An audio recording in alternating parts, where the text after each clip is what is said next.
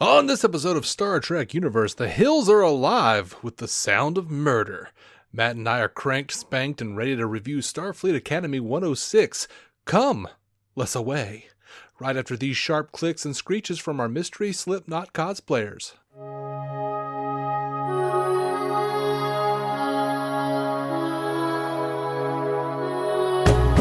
Welcome to Star Trek Universe podcast, where you can listen in on two lifelong friends sit and chat about Star Trek like they always do. My name is Matthew Carroll. I'm David C. Robertson. What's up, buddy? Hey, man. Hey. I'm excited because I feel like they continued the trend of being fucking awesome this week. I agree. This is like the 6th episode, and I don't really hate any episode. And about 5 of the 6 I feel really, really great about.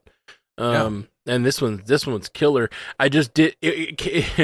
We've talked many times about like stakes versus non-stakes and all that kind of stuff. And this one started in this way that I was like, okay, this is not. It doesn't have stakes currently, but they're going to get in some sort of danger, and then they're going to get through it. And either I'm going to question the whole time whether they're actually in danger or if it's some sort of exercise. Like I was really expecting one of those.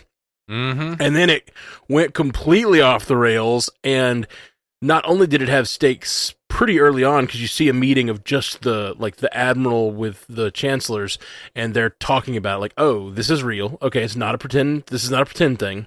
And then you find out that Venari Rawl, what is it?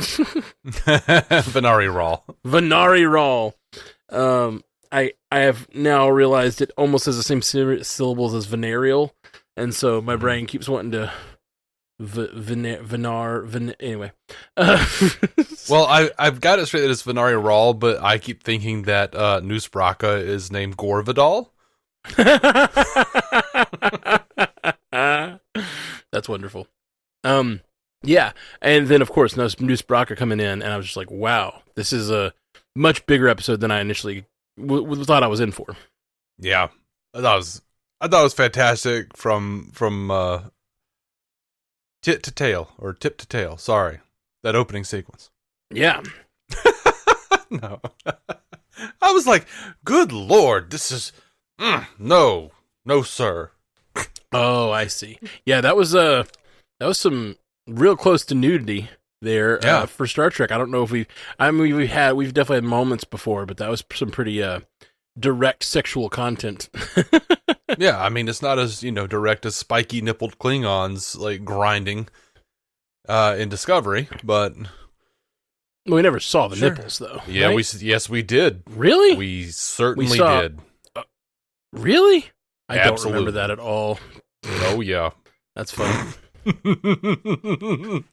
Well, so this episode had great stakes, huge stakes, and the crazy thing that is, I think, a real big rarity in Star Trek, they lost. They lost big time. Yeah. Great stuff. Yeah, really great. I love that they killed somebody.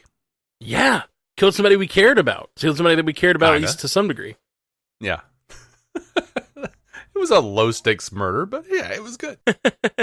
And all the stuff about the comic book and the Starfleet propaganda and the fact that this guy got his wish fulfillment to be working on the ship that he'd always loved. And it's obviously an analog for how we watch the Enterprise and or the various ships that we've always followed. And the fact that he got to be on the bridge of that ship and have such a beautiful moment with his fellow cadets working on that bridge and then died. It was so freaking tragic.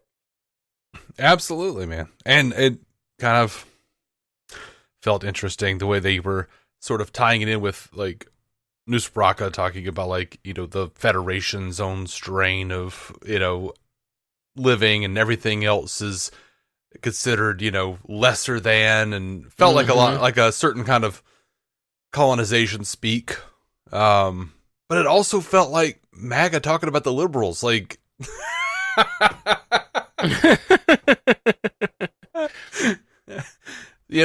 it's just become oh, you've taught me new ways to hate, and I'm gonna figure out new ways to defeat you because you look down upon us. You know what I mean? Like, Yeah, that's fair.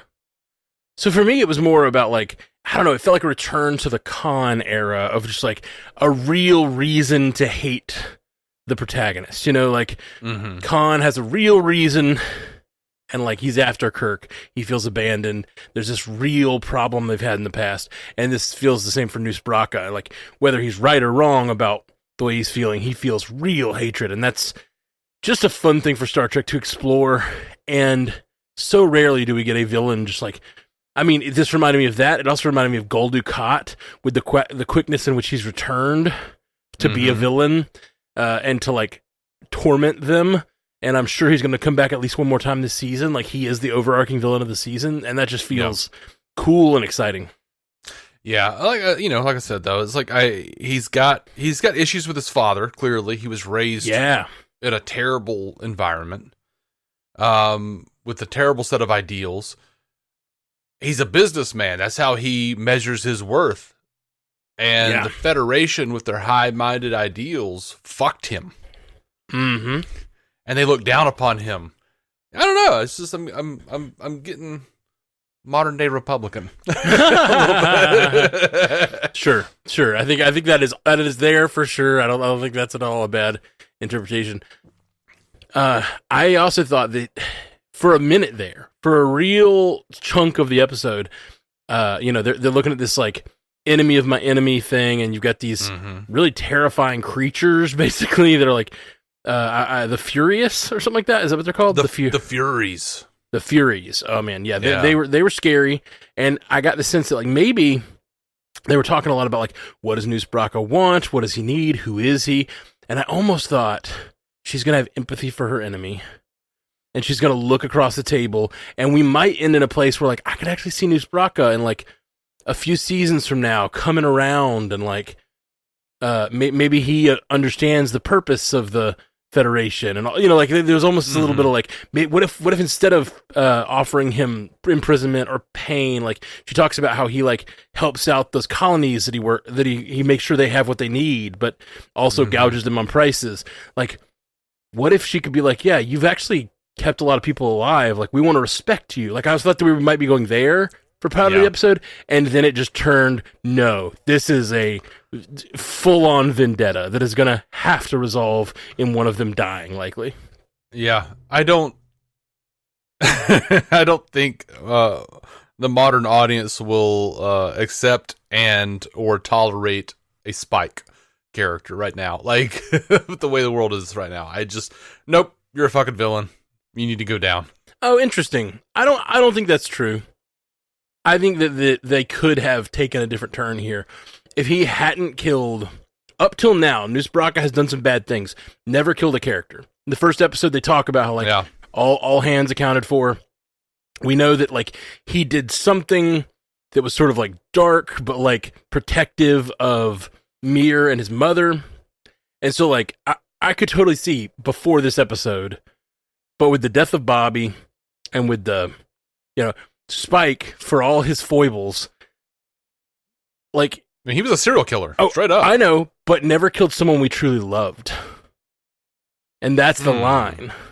That's the line. He was a serial killer, but especially in the case of Spike never got re-ensouled or whatever, like Angel. Sorry to go off on Buffy talk, everybody, but that show's starting soon, and this feed might just, especially if Star Trek goes all...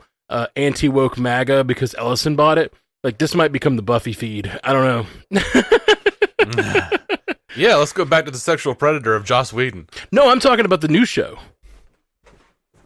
Oh, yeah. Okay. Yeah, I'm talking about the new show where they've completely removed Joss Whedon. I thought you meant like we were going to become a Buffy podcast for a second. I was like, that's what I meant, but like because there's a new podcast, there's a new show, not. Right. I mean, I'd cover the old stuff too. I'm just joking. This is going to be a Star Trek podcast. Okay, so getting back to the correct universe. Noose Bracca is, I think, cemented as a villain after this episode. Whereas, like, there's all kinds of gray things you can do and have bad motivations and do all this stuff. But once you have killed a character that we care about and love and that your characters love, it's really hard to come back from that. Yeah. I don't think we're at a point where we care about and love this Vulcan character so much. Like, I cared about him kind of, But like the most I've cared about him is the fact that he read fucking comics.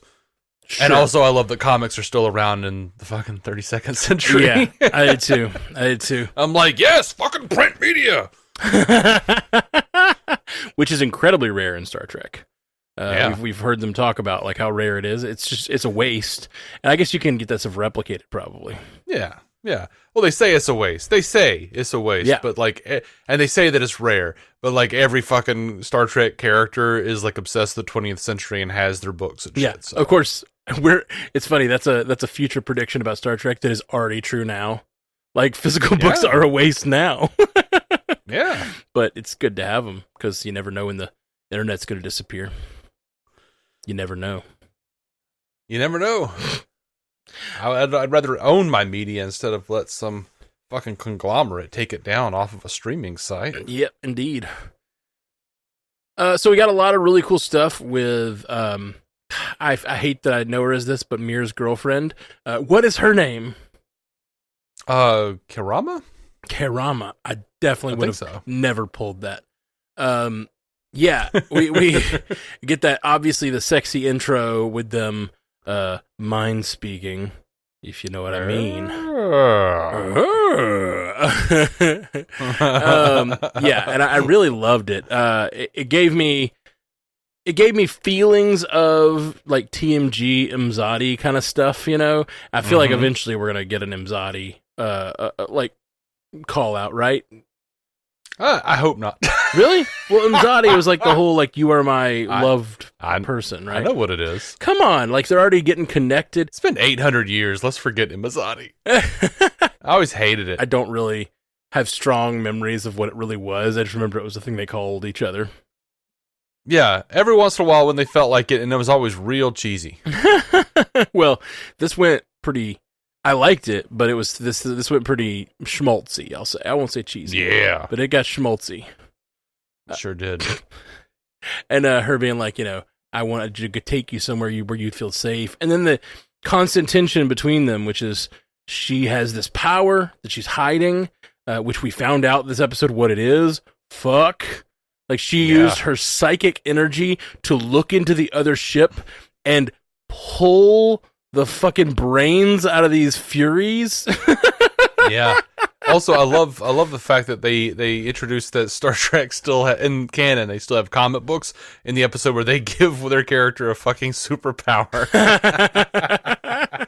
What's the interesting thing about this whole episode? Everybody has a superpower, and it's from the very beginning. Even with Mir, his superpower is his tech usage, but his tech usage is almost always around this programmable matter.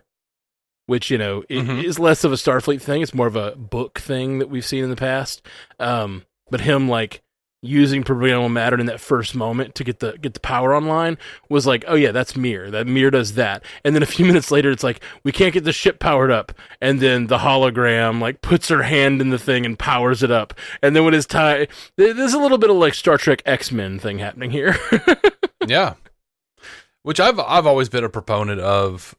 seeing, you know, all these aliens and stuff that we have on Star Trek, it's always made sense to me that there would be different species with different power sets, and they you know, they fucked around with it, you know, back in the day. It was funny that she was mentioning the Deltans, and that was one of those that like we got introduced to on the motion picture, and it was just like, well, they didn't even explain anything about the Deltans. It's like she shows up, like Ilea shows up at the bridge. She's like, my oath of celibacy is documented or whatever.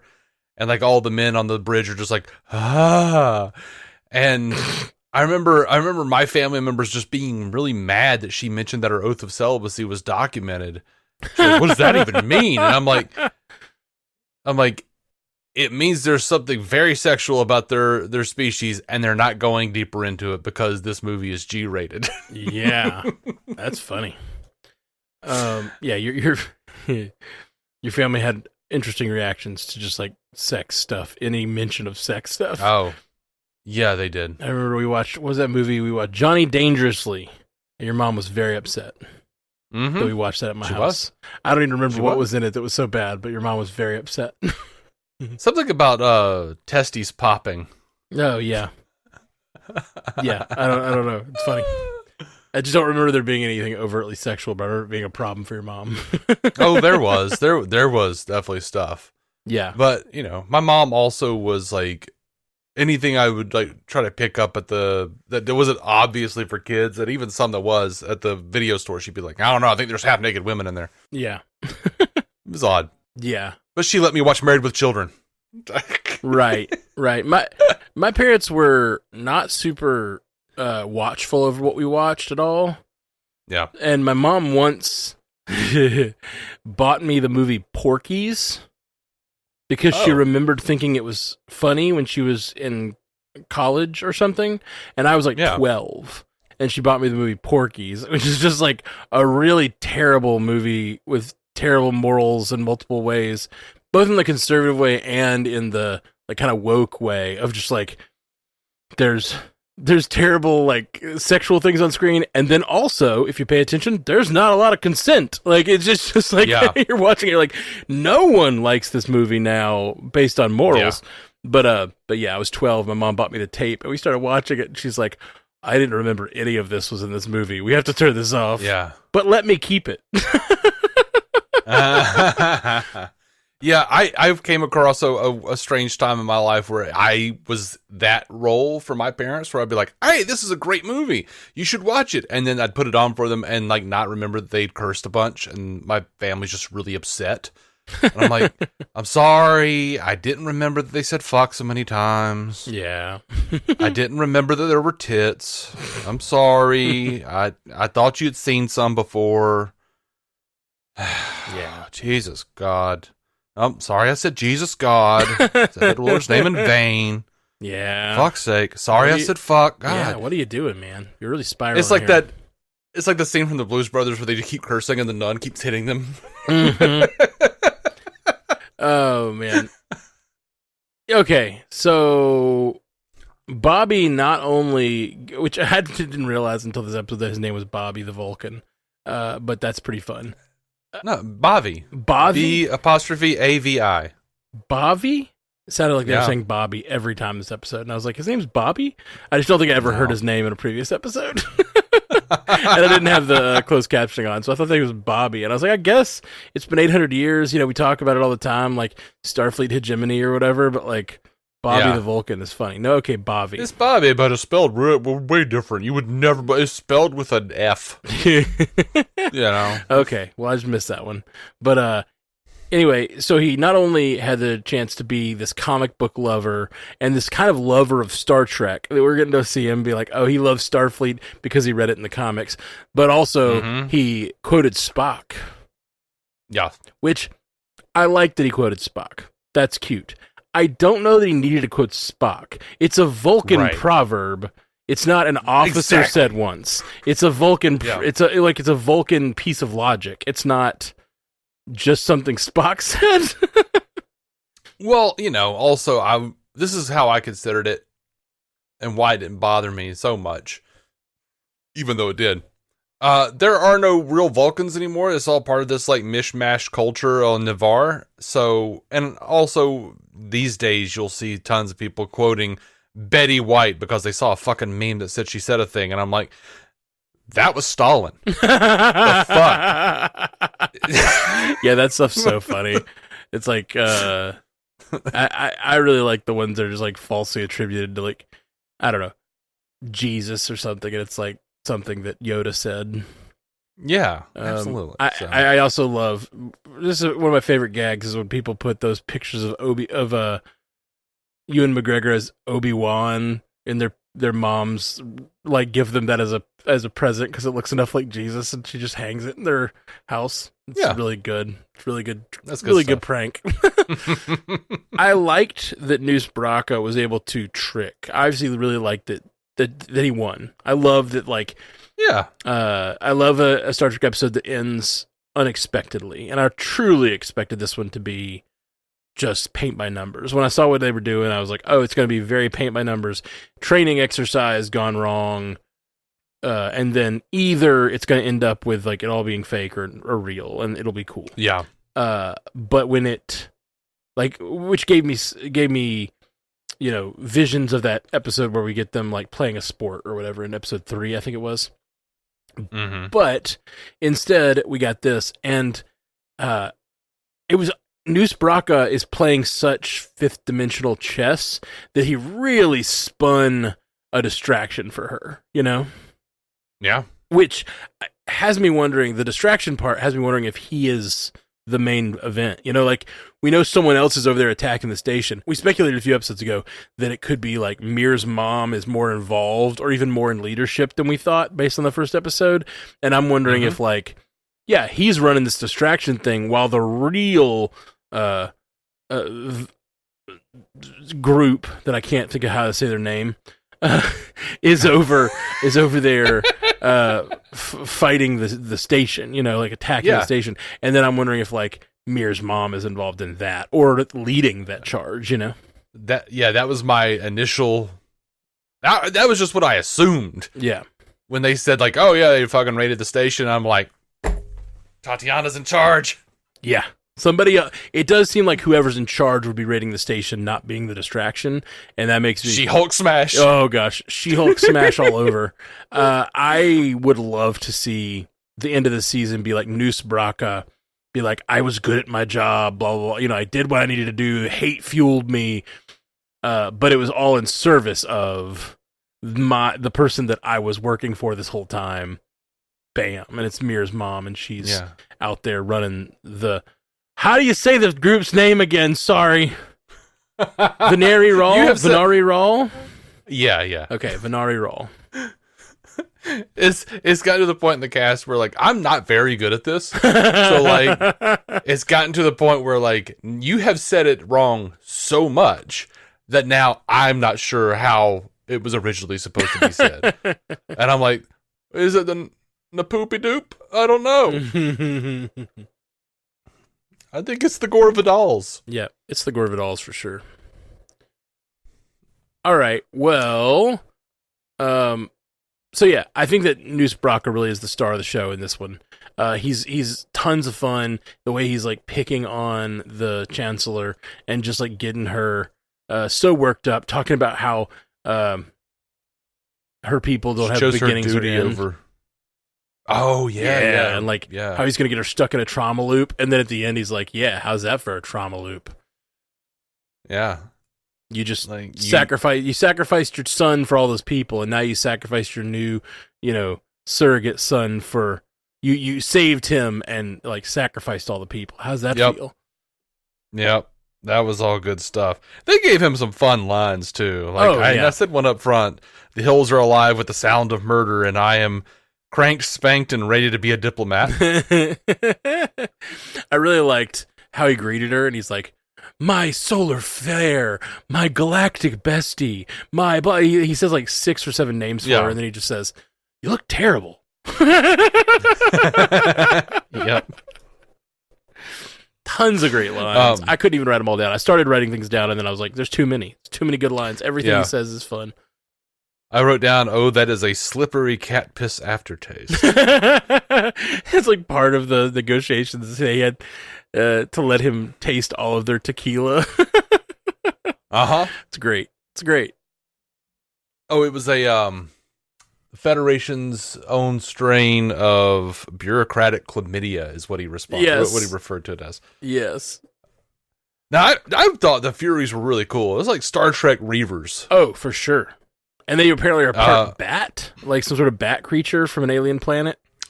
Yeah, something like that, but they're like hybrid with humans, but they were like shaking and shifting like they were those fucking demons from Ash vs. Evil Dead. Do you know what I'm talking about? No, I can't remember that. It was like an eyeless creature with like big red lips and fangs that just like vibrated and like, it was weird. Yeah, it was definitely reminded me of a number of just like horror things where the reality is shifting and their faces keep teleporting out of existence and back into existence. That was creepy, man. Yeah, I like the idea that the Star Trek writers now are just like, look, we're tired of like making every villain of like looking back on old Star Trek shows and being like, well, they made those the guys the villains, but then later on we came to respect them. Yeah. And now they're a part of the Federation. We need to create somebody who's just pure fucking horror show. They are cannibals Yeah, yeah. Well, and I thought, at one point I thought the solution was going to be, I thought the weapon that Noose Bracco was going to bring, drugs. Just to get them not in pain? Yeah, yeah. I thought he was going to pain? offer them a cure for their pain, which would make them like so excited to get out of their pain that they drop, whatever defenses they have. And I really thought, because he's like just such a, piece of shit, like drug runner, blah blah blah. And I thought he was just going to be like, yeah, I just give them heroin, like not heroin, right? But whatever space heroin they want to make up. Yeah, no, I did write down that line. They hate being Furies. They're in ball clenching, sphincter puckering pain all the time. The only relief they get is just to spooge it all over other people. And I underline pain, as I think that I didn't think necessarily that they would resolve it this episode, but I did think like if Noose Bracco doesn't use it, Starfleet will use it to something like that to put them under, to like calm their shit. Oh, you mean like some sort of drug to help them? Some kind of drug or something to stop their pain so that they stop being dicks. Yeah. I wonder about the Furies, if we'll even see them again, I hope we do. I really love... We better. Yeah, I really love this part of the universe that we're in, and that we're starting to explore it and get to know everybody. But at this point, the Furies seem to be working for Noose Bracco, so maybe he did give them drugs. Yeah. Maybe made them switch sides. Tandem. Yeah. Yeah. Oh, man. Overall, just great episode. I don't know. I don't know if I have a ton. I have like some more notes, but they're just kind of scattered. Did we get any, what else you got? We have some feedback. Let's hit it. All right, we got Sterling Gray up talking about episode 5. This was last week's episode, the Cisco episode. He says, "Guys, we are halfway through the season, and I'm still enjoying the show. The characters' work and the world building is solid. I liked the episode and appreciated the DS9 follow-up. Really a Jake follow-up more than anything. Lots of questions, few answers, which is fine. I do wonder, though, if every episode will just check in on 90s Trek characters. I hope not. I'd rather see the universe expanded with new civilizations than constant revisits to old Trek. Short Treks or a Temporal Wars style series could handle the catch-up instead." I agree with that. This also feels like the end of the Cisco story, which is a bummer, but it does feel final. Not sure we will get more on it. The B-plot with the Ward College guy felt like filler. If it pays off later, fine, it will. But I would have preferred more time spent on the Cisco side of things. The performances are still strong. Sam did a great job selling the weight of being an emissary for an entire race. That said, why wouldn't the Photonics consult the Doctor, assuming he's a part of their origin? He has 800 years of perspective as a photonic living with organics. I should have clocked Tawny Newsome as Dax earlier. Her mannerisms gave it away in hindsight, but I'm glad Dax is still around. Love seeing Sirach. That's Jake.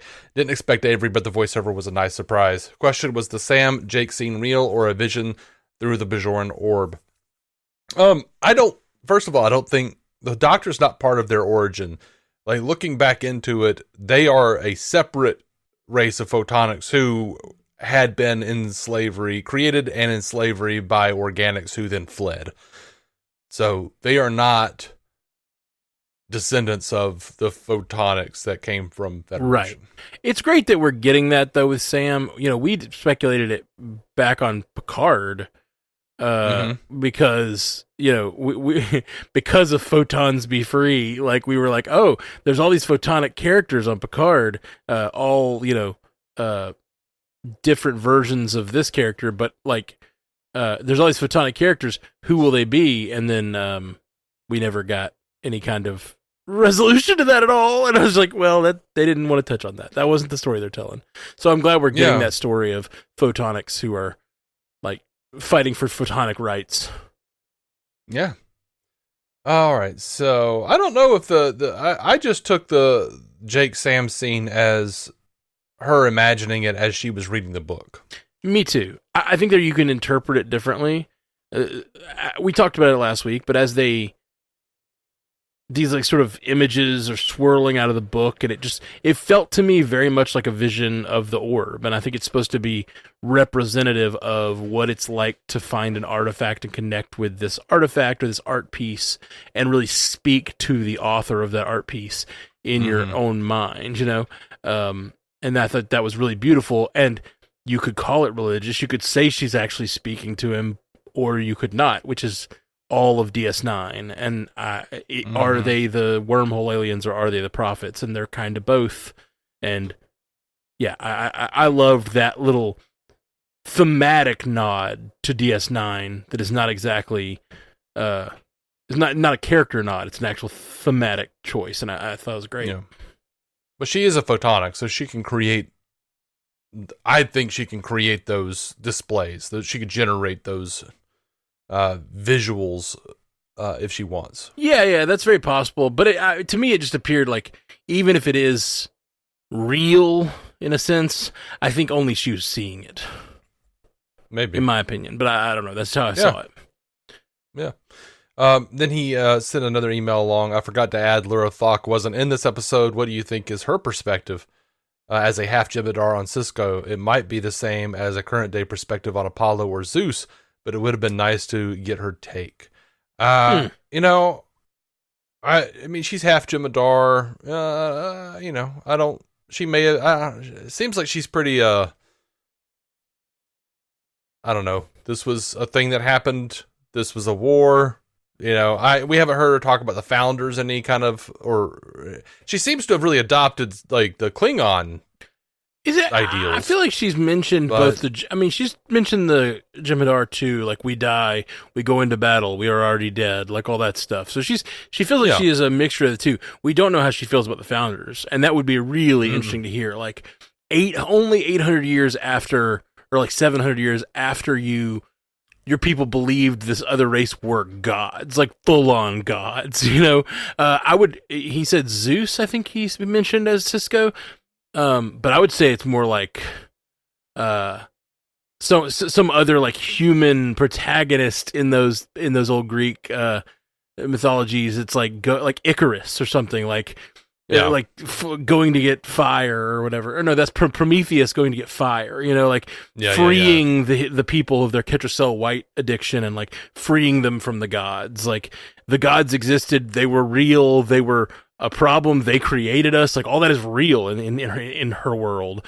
But this character of the Cisco like came in and freed us from our gods and made us able to survive without the petulant gods controlling us. Like, that would be really interesting. And I don't think it belonged in this story, because this story is about Sam, but that would be, I would love to hear her perspective.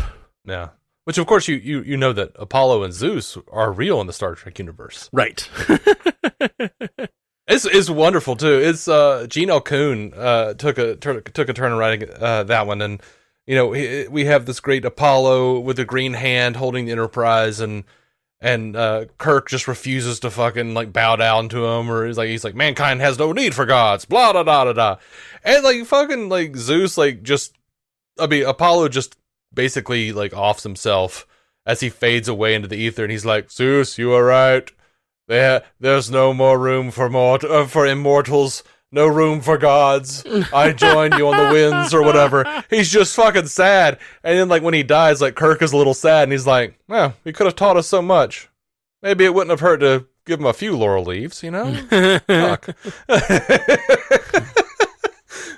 That's great. The hubris of mankind. You could have learned some stuff about ancient Greece and this race of fucking aliens who came and pretended to be gods to the humans. Anyway, Andre Sparks on episode 5, The Mystery and the Burden. Hey guys, like you, I love this episode. Out of all the Star Trek series, I didn't watch a lot of DS9, but I knew that Captain Sisko had a special story. That is so cool that they got to come back to his story and give it more closure. The son getting to give his perspective about what happened was excellent. I watched the behind the scenes video, and it seems like he really enjoyed the experience. The one thing I didn't expect was seeing a lot of Sam's backstory. The burden she had of representing the whole race, and the threat from her boss was surprising. I felt bad for her. All the pressure she was experiencing was definitely relatable. What series were the Caskians on before? They weren't. They're from this. That's it. Do we think Sam will help the Doctor with his past trauma? Undoubtedly. Keep up the good work. Mark McEwen says, well, guys, I can honestly say I think you made the burn more plausible for me in my own thinking. We didn't discuss the matter of recrystallizing dilithium, but I think you have successfully moved me closer to accepting the fallout of the burn as more plausible than I did before. So I congratulate you for that. It's not easy to move me from such an opinion, as my wife will be happy to attest, I'm sure. That's great. I really like the idea of Jonathan Archer simply being one iteration of Quantum Leap, because then it also necessarily entails that the same man appeared in It's Always Sunny in Philadelphia, and that means the whole gang is canon. I really shy away from the Sam is he's Sam in every version. He continues, yes, episode 5 also made me cry like a baby, or perhaps worse than a baby. A grown man crying about Jake and then gasping with his hands over his mouth while finding out that Dax is still with us. I really cannot believe how much better this show is than what I expected it to be, and now I fear that it will be canceled because it is good. That seems to be the way of things. Good things die young and stupid things get renewed. Well, it has been renewed for a second season, and it is like they are filming, so. Yeah. Fingers crossed. Yeah. I love that. I love that you were able to be moved by our thoughts on the dilithium. I get that. I get that immensely, not being like, no, I feel this way about a thing. But yeah, it's great. And I really love this show, and I hope it sticks around, man. I really, as much as I like Strange New Worlds and have enjoyed it for its episodes, this is the most I've probably enjoyed a Star Trek series. Maybe Picard was probably up there for me. Like Picard season 1 and 3, I really enjoyed a lot. And this is up there. This is like hitting Picard moments for me, and like DS9 feels for me. I'm loving it. Yeah. For me, it's just hitting. It's very much just its own thing in a lot of ways, but it's paying proper homage, and I don't know. I'm enjoying it. We got one more piece of feedback from Stu. Sweet. Stu says, let's see. Sometimes he gets upset if I don't post the thing. The title. Title, yeah. I didn't see it, though, so here we go. Hello. To follow up on some things from last week, I will try to do the Cliff Notes. Thanks for the love you, Stu, Dave. You're okay. Yeah, well. Stu says, I wasn't serious about the comics refund. I didn't expect them to be canon. Yeah, I know. I feel a bit more strongly about Star Wars adapting old Legends stuff into the new canon because the results have been a bit mixed in my opinion. I also wonder if the Buffy continuation will reference the definitely canon Season 8 and beyond comics, but maybe because Whedon turned out to be a creep, we can dismiss that promise. The episode was actually pausing very well there, done. I think that's likely. I think that's... Yeah, the comics. Unfortunately, the comics took big swings, which made it a lot of fun in reading them. I didn't make it that far. I think I made it through maybe Season 8 or 9. But the comics were a lot of fun, but they took such big swings that I can't imagine they're going to make the world so different. I mean, even like the fact that LA was plunged into hell and all that stuff, like I just don't imagine those things actually happened in the world they're going to bring us back to, because they're going to want to make it feel like our world today, but with Slayers, Right. And they not only did Season 8, they did Season 9 and beyond. Like, they went wild. And creepy thing where Xander and Dawn wound up together. Yeah, that's weird. Don't love that. Yeah. Thanks, Joss. Yeah, that nasty. That checks out that he wrote that. I don't even know if he wrote that part, but it is. I mean, he was executive producer of the comic. He was in charge of it. Right. So. Yeah. The episode was actually really well done altogether. If I didn't make that clear, I just feel that they made it so things lent towards he didn't come back within his wife and kids' lifetime as a result, and at best he was there in spirit, which isn't the same. Cloud fathers can't change diapers. Also, 800 years on is enough time to declassify what happened to his daughter, in my view. Well, also, like, a lot of history was apparently lost during the burn. Well, that, and I would say, yes, it's worth declassifying, but I would say, like, it's not declassified if Starfleet never knew about it. Right. Like, if she kept it a secret and she moved off to a non-Federation world and had her baby and never told the Bajorans about it, like, if she had child of the emissary and never wanted anyone to know, then it doesn't matter if it's declassified because like Starfleet, it may not be in Starfleet's files at all. Right. And I'm not sure I made this thought clear, but when you look at, like DS9 itself in the episode The Visitor, where Sisko was lost for some amount of time and the entirety of Jake's life, and Jake devotes himself to finding his father, and then in the future he's played by Tony Todd.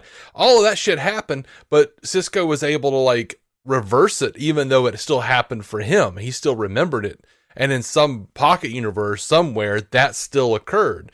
So like when we're looking at all these novels and all these comics that they're clearly drawing some from, this is all stuff that Sisko is experiencing and can just go back and be like, hey, these motherfuckers kidnapped the kid. Maybe call her Yates. Right. Let's see. Kind of weird that in a DS9-centric episode, the show's Jemadar character wasn't around to give her view on Sisko. I just realized. I didn't really think it was a big deal. I didn't think about it at all, but I do really like the call out. That's a really good point from both you guys. Yeah. By the way, Tawny Newsome did some interviews, and she did say that they did specifically mean for it to be, ambiguous as to whether or not he came back and it's just not on Starfleet records. Okay. And Avery Brooks knew exactly what they were doing, and that's how they got him to he approved it. Agree to it. Yeah. Yeah. Stu says, on Come Let's Away, the Academy should do something about their insulation problems if Caleb and Tarima have to keep warm through naked skin to skin contact like that. Yeah, that's what was going on. You humans aren't the center of the universe, she said to her human boyfriend in the quarters of their human homeworld-based academy run by a half-human chancellor preparing them for his career in the space navy where most personnel seem to be human, manning ships with predominantly human-derived names. Can she not see that with her not entirely black-irised human-looking eyes? You son of a bitch, Stu. Hey, remember that half Betazoid in the Next Generation who had blue eyes? No, of course you don't, because you're a Star Trek fan. Oh. USS not half, Miyazaki, though, right? She's full. It doesn't matter. I'm just saying. Just it's 800 years on. We don't know. Yeah. We don't know. Yeah, sure. But she's she's full. Maybe her special powers. I don't know. Yeah. And also, this is okay. That's like when the fans on Voyager were like, "There can't be a black Vulcan." Fuck you. There can. You don't know. This is all bullshit. Well, sure. This is all made up. Yeah. USS Miyazaki. I did love that. I wonder what planet that name comes from. It comes from the planet Ghibli. By the way, Miyazaki did Studio Ghibli, right? The anime stuff. By the way, I googled the ship, and the first entry was for a FanWorks wiki where there's a ship by that name in Harry Potter and the Return of James T. Kirk. Make of that what you will. I make nothing of it and move on. That's great. No team has scored above 65%. I hope this is foreshadowing them setting a new record for lowest score just to subvert expectations. I would take it. I think they did. That'd be fun. They did that. Kinda. Yeah, they kind of did that. Kinda. They lost lives. Yeah. Did you get that, Tirama? Even the Furies are half human.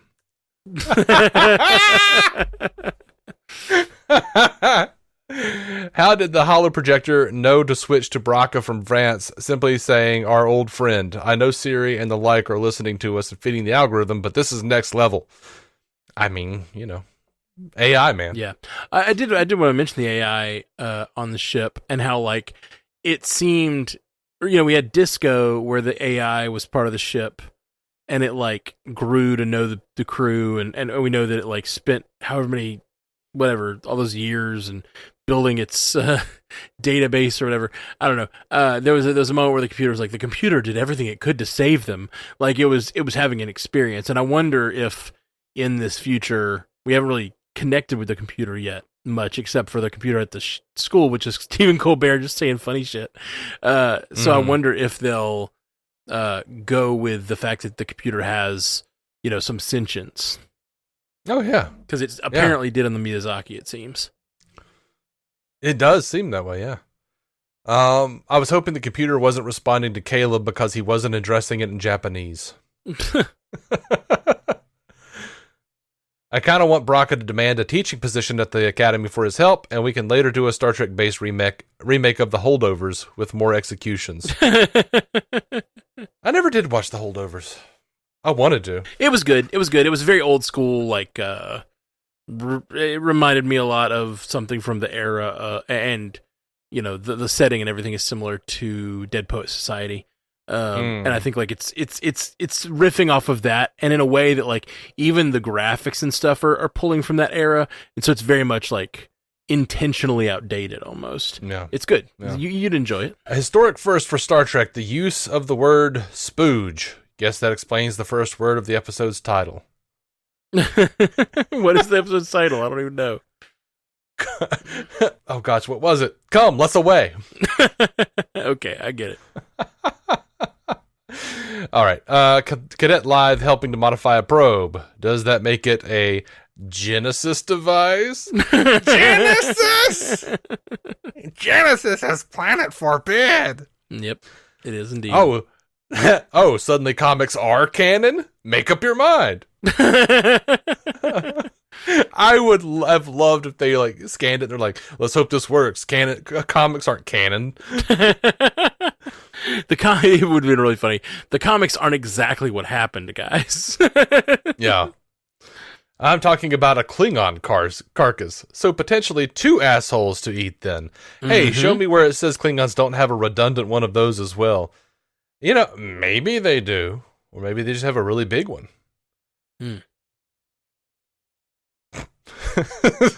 They do. His name is Worf. I am not a merry man.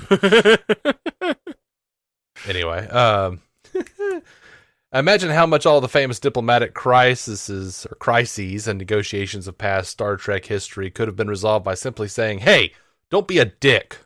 I did enjoy the line, Stu. Being referenced in the message implies chlamydia still hasn't been cured by the 32nd century. And I'm all right with that. In conclusion, this exercise should have been an email, and then that's marked through, done on the holodeck. Oh, yeah. I think there's a different thing to do it in real life. So you actually get out in the field, you know?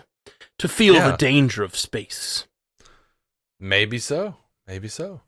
So aside from one element, I thought this was really good.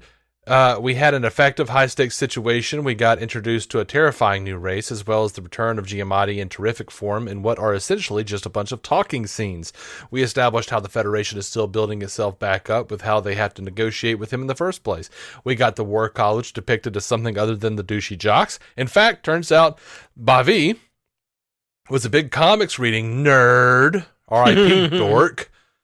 R.I.P. dork. Are you serious? Anyway, overall, he said writing into a Star Trek podcast. No, that's one of my favorite jokes. I love when I'm on Multiverse News or whatever, and they're talking about some universe that I don't know. You know, they're talking about like Harry Potter, and they're talking deeper than I know, and I'm like, nerds. It's just like it's like we're all sitting here being nerds, man. What are you doing?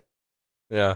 Overall, the story was clearly shifting the season into a new phase of its arc. What I didn't like, as you could probably guess, was the Terima Caleb stuff. Didn't like their whole angsty teen romance thing in previous episodes. Didn't like it here. And on top of that, her troublesome superpowers thing is really not my cup of tea. Feeling tropey, and in this case, ends up being used as a mostly too easy plot device to save the day. Yes, the franchise has beings with godlike powers and Charlie X's and all of that, but they tend to be one and dones or used sparingly like Q. This seems like an ongoing thing I'm going to just have to sit through rather than get anything from. You'd think Caleb would have enough on his plate with his missing mother without having to have a comatose Jean Grey as a girlfriend for him to be mopey about too. Otherwise, good stuff. You know, I think you accidentally put this argued it into me liking it more, because the franchise has lots of one and dones. Why can't we get like a fucking ongoing character who has superpowers? Now you could be like, you could take it and look and see Spock and go like, okay, Spock used to be able to like fucking put his hand on a wall and control security guards to open doors and shit. You know, he's got tons of fucking weird mind powers and shit, and Vulcan nerve pinch, and inner Vulcan eyelids that keep him from going blind permanently. All sorts of shit. I think the thing is, you just got to have stakes. Like, her power is OP, and so there's got to be stakes with it. Like, we find out she comes back, but she's lost the use of her legs. Or, okay, I'm going back to X-Men here with, like, Professor X and his powers, whatever. But no, like, something happened to her because she did this. Because it's a big deal to, like, pull a medical device out of your neck so that you can achieve your superpowers. And maybe it is that she's in a Jean Grey coma for a while, and, like, she's just a character that's off the board for a year. Maybe she comes back in a year and a half, and Mir's moved on, and she has to deal with that. Like, whatever. Like, it's there's a lot that could happen here, but I do think that it's important that this power has stakes. Otherwise, there needs to be a few episodes of her recovery at a minimum, because if not, every time they get in a scrape from now on, I'm gonna be like, hey, pull that thing out of your neck. Oh, Jesus. Yeah. So I don't mind. Like, I wanted to know what happened to Charlie X. I wanted to know. Well, yeah, we want to know all of that. We always want to know more. And that's one of the things I've always been annoyed with Star Trek by. You remember the girl Q who didn't realize her parents were Q, and then, like, Q was after her? You remember that one? No, I don't know. TNG. Well, it was the daughter from the Wonder Years, but yeah, she's, like, on the Enterprise, and Q keeps showing up, and it turns out her parents were Q, and she was a Q, and Q was like, I'll come along. Come away with me. And I'll teach you the things. And I'm like, where is she? I want to know what happened to her. Yeah. Well, that's the thing, is, like, the, multiple, we only know this one galaxy, in Star Trek, and, like, the Q have access to everything, and they know everything beyond that. And it's just kind of, it makes sense that we don't have to see them all the time, because they can go do whatever they want. Yeah. Well, not only within our galaxy, but pop in and out of it and do whatever they want. Yeah. It does make the universe feel bigger when they don't follow up on characters like that. But I'm like, why can't we get, like, recurring characters or, like, regular characters who just have some kind of fucking power? Yeah. That's not Data. It's a balance between making the world feel bigger, but also maintaining ongoing storylines that create interesting, growing characters. And I will say, Braca, this episode, I loved it. I loved so much of what he did. I really liked Vance was cold as ice, man. Braca said he got to end him. What? He said end him. Yeah, but the line that got me was Braca's telling his terrible backstory of getting beaten. He says he got to beat the shit out of me hourly, and Vance said, "Lucky man." Yep. Like, what the fuck? We're talking about a really bad abuser of a child, and Vance is like, good, you deserved it, even then. But yeah, I loved everything. I need to rewatch it, because there's so many, he's playing her on so many levels, and playing us as an audience on so many levels. We're sitting there trying to, like, unravel what he's trying to do, but he's attacking her in so many different ways. Like, it's like, oh, is he there to bother Chancellor Ake? Is he there to, do something? Like, she thinks she has the upper hand on him at one moment. There's so many moments in the thing where, like, she thinks she's figuring him out and unraveling him, and it's not even close. Everything he's doing is a distraction. He is, and that's why it leads me to believe that everything he is doing is a distraction, and he's not even the head of whatever's happening here. Yeah. I mean, she's like, I knew if I sat there long enough, he'd slip up. Yeah. No, he got did not. him. Nope, you did not. It's so good. It's so good that she got beat so handily here, because it allows for a season where she has a chance to come back from that, Yeah, I dig it, and I love it. Everybody, man, it's a good episode. It's a good episode. Great episode. I'm thoroughly pleased with this show so far. Me too. 6 episodes in, I was not expecting to be as on board. I was hoping we'd have some great episodes, but I'm really on board with not only the episodes, but the overarching story and the villain and everything. It's going to be great. I'm really pumped for the last 4. All right. Well, we do have to get out of here. I have a appointment to get to, so we're gonna let you guys go. Joel on True. Yeah. Live long and prosper. Thank you for listening to the Star Trek Universe Podcast, a Stranded Panda production.